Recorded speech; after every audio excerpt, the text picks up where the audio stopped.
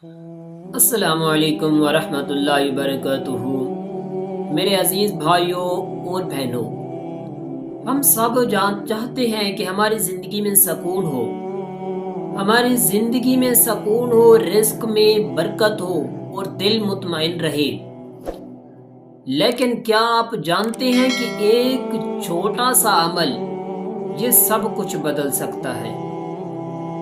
نبی کریم صلی اللہ علیہ وآلہ وسلم نے ارشاد فرمایا، جو شخص استغفار کو لازم پکڑ لیتا ہے پھر اللہ تعالیٰ اسے ہر غم سے نجات عطا فرماتا ہے، ہر تنگی سے نکلنے کا راستہ بنا دیتا ہے اور اسے ایسی جگہ سے رزق دیتا ہے جہاں سے اسے گمان بھی نہیں ہوتا۔